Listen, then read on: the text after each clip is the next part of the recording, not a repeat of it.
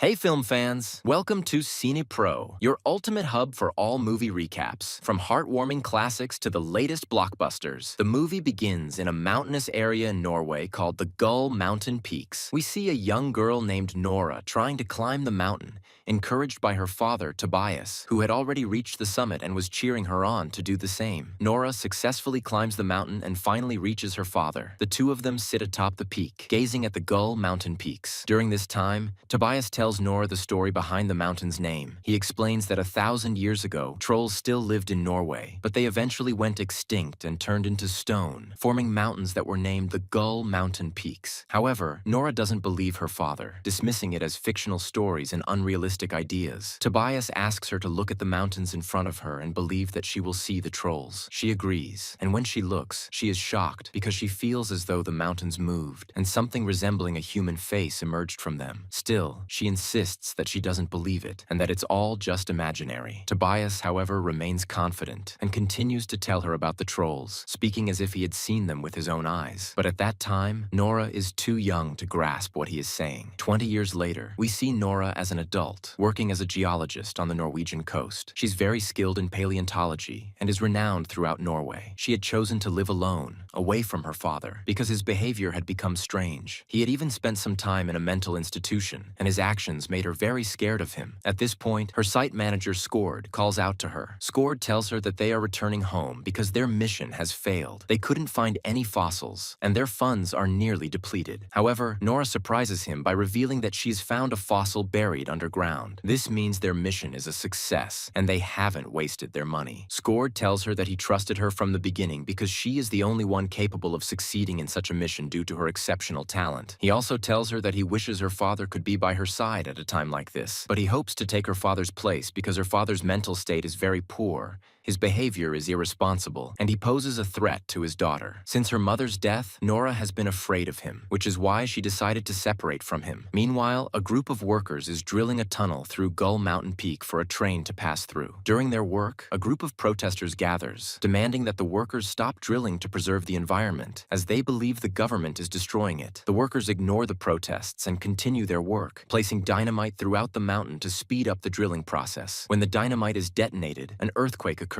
The workers think it's just a quake and quickly flee, unaware that they have awakened a legendary creature. Suddenly, an explosion occurs in the mountain, resembling a nuclear blast. Two of the protesters manage to record everything on their phones. The incident reaches the Norwegian government, which quickly sends drones to film the site. The footage reveals markings on the ground resembling giant footprints. However, they dismiss the idea that these are the footprints of a massive creature, attributing them instead to the earthquake. The government sends Andreas, the deputy to the prime minister, to enlist Nora's help in uncovering what happened. When Andreas arrives at Nora's site, he tells her that this is a national matter and could be the discovery of a lifetime if she can prove that a mythical creature caused the incident. Nora agrees to help and accompanies him to the prime minister's office. Once there, she feels confused about why she was summoned and what the case is about. She decides to speak with them to understand everything. During a meeting with Norwegian leaders, Military General Lund explains that there was an explosion at Gull Mountain Peak, but they doubt it was caused by an earthquake. They show her the footprints captured by the drones. A geologist claims these are just seismic tremors, like earthquakes. However, Nora senses something is wrong and suggests that the cause might be a mythical creature. She can't specify the type, but believes it must be enormous to leave such footprints. At that moment, Sigrid, one of the prime minister's assistants, announces that she found a video recorded by two girls who witnessed the event. She hacked their phone to retrieve the footage. When they play the video, Nora is shocked to hear a strange sound, as if from a wild animal. She asks Sigrid to replay the video, and this time, they catch a glimpse of the creature's form. However, they still can't identify what it is. Everyone is stunned by what they see, as they had only heard of trolls in stories. They trust Nora because her theory turns out to be correct. It was indeed a mythical creature. Still uncertain of the creature's type, they decide to let Nora lead the investigation, with Andreas assisting her. Meanwhile, in a town called Lasha, a married couple is having breakfast when their dog starts barking, seemingly warning them of something. They ignore the dog until they feel an earthquake. They quickly quickly hide in their basement. When they emerge, they find their house destroyed but have no idea what caused it. They call the police for help, but shortly afterward, a group of Norwegian soldiers arrives, led by Commander Chris. The news reaches the Prime Minister, Birgit, who sends Nora and Andreas to Lasha to investigate. When they arrive, Chris greets them and explains that they found footprints, but they are enormous, unlike anything they've seen before. This leaves everyone puzzled, as the footprints disappear a short distance from the house. It's as if the thing that left these traces disappeared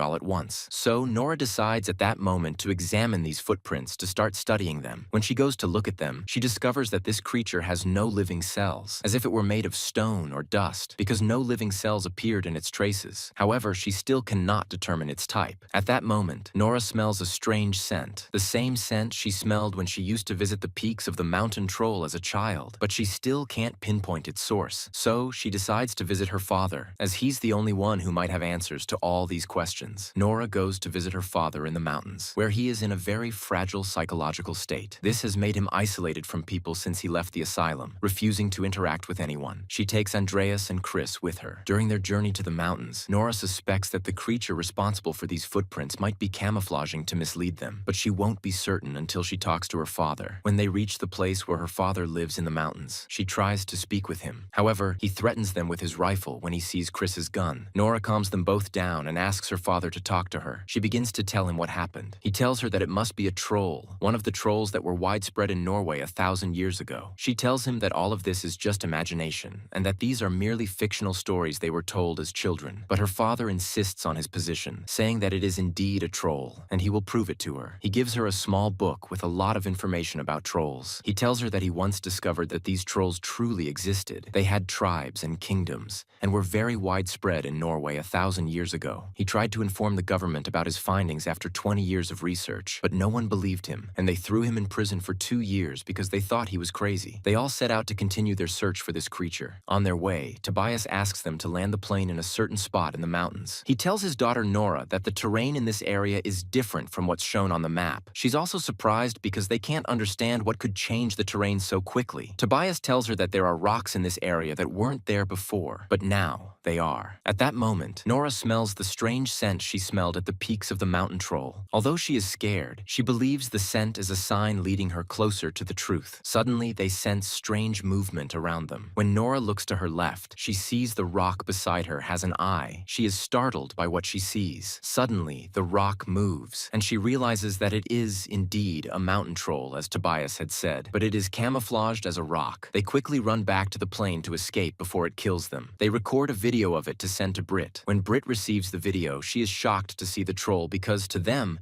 it's a mythical creature they've only ever heard about in stories. At that moment, Britt decides to let the army deal with the troll, as it poses a threat to the entire country. She tells Nora that there's no time to experiment or conduct tests as she wants, and the troll must be eliminated as quickly as possible before it kills anyone. Nora loses hope of dealing with the troll herself, and reluctantly agrees to follow Britt's orders. However, her curiosity drives her to ask Chris to go with her, and he agrees because he has started to develop feelings for Nora. They all head to a city called Heidel to intercept the troll and eliminate it. As soon as the troll appears before them, they fire a lot of bullets at it, but it is unaffected and keeps moving as if nothing happened. They then fire at it using tanks, but again, it is unaffected. At that moment, the troll becomes enraged and starts attacking them. They quickly flee and hide behind a rock to avoid being seen. However, the troll smells the blood of one of them, grabs him, and eats him. They all run away quickly before they too are eaten. Tobias decides to confront the troll and tries to calm it down. Amazingly, he succeeds, and the troll appears to be a kind creature that never intended to harm anyone.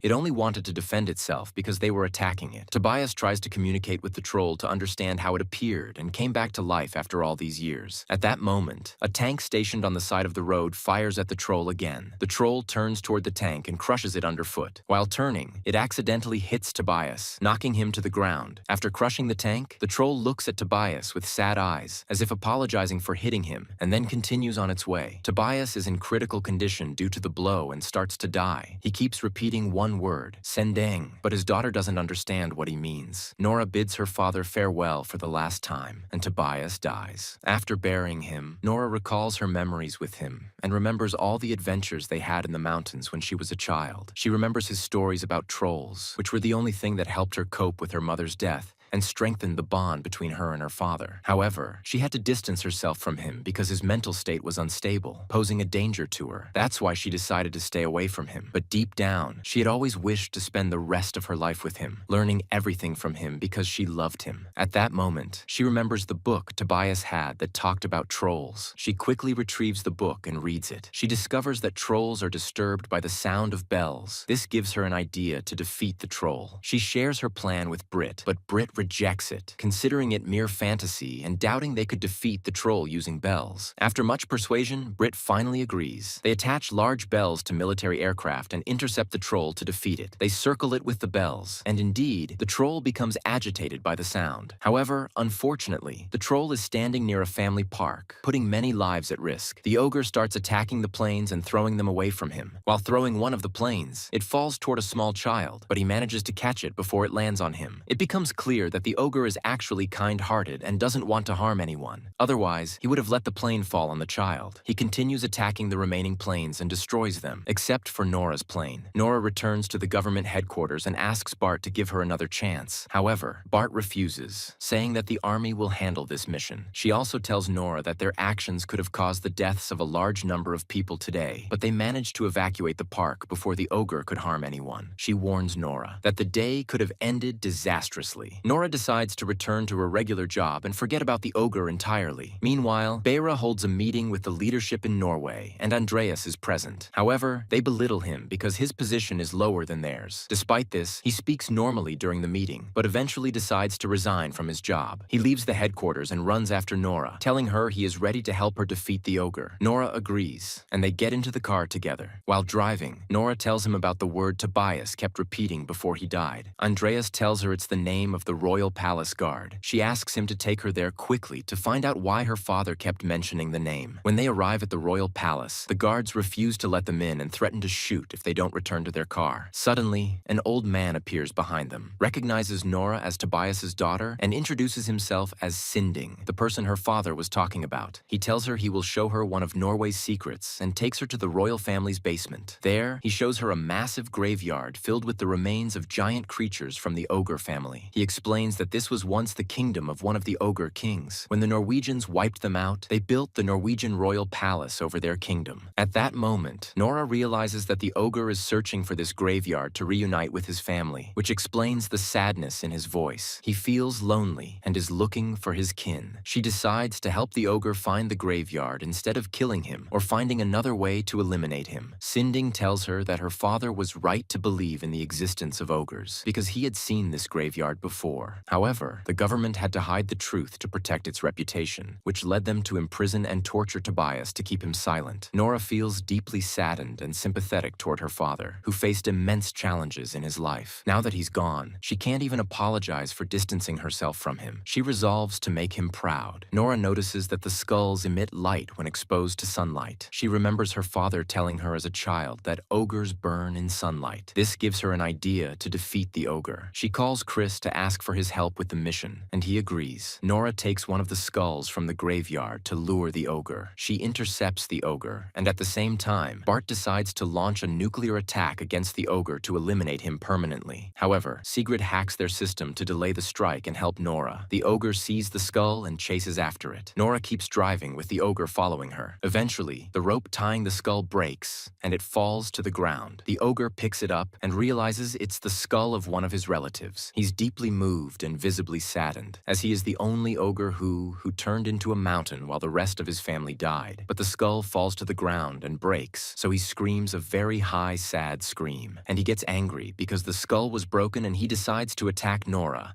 So he runs after her car and destroys the road behind her while throwing other cars at her to stop her, until he reaches the place of Chris, and Nora says to Andreas to jump out of the car quickly. It is her turn to jump too, and she succeeds in jumping before the troll reaches her, but he sees her and decides to step on her to kill her. Suddenly, the lights of the cars he has assembled turn on, and this is Nora's plan to burn the troll with lights. When they turn on all the lights, they actually succeed in hurting him, but they don't kill him. At that time, the Minister of the Interior, the one called Farid, discovers that Sigrid is the one who disabled the missiles, so he decides that he will imprison her until they finish the operation. He asks the soldiers to launch a nuclear attack on the troll, but but Farid hits him in the face because his style is provocative, and all he cares about is killing the troll by any means. And at this time, Nora finds it difficult to see the troll and thinks that he is a good being and that he tried to save more than one person, so she keeps saying that she will not kill him. So she turns off all the lights that were on and tells the troll to leave them and go back to the mountain, and they will not harm him. She tells him that he was kind and lonely, but if he kept walking around in human cities like this, they would kill him, so he must return to the mountain again, and then they won't do anything to him. So it becomes clear to the troll here that he understands her words and decides to return to the mountain again. But at that time, it is too late because the morning has come, and the sun rises and burns the troll because of its light, and the troll turns again. The troll turns a rock, but this time he will remain a rock because he was burned and died, and he will not be able to come back to life again. And we see Nora as he turns into a rock,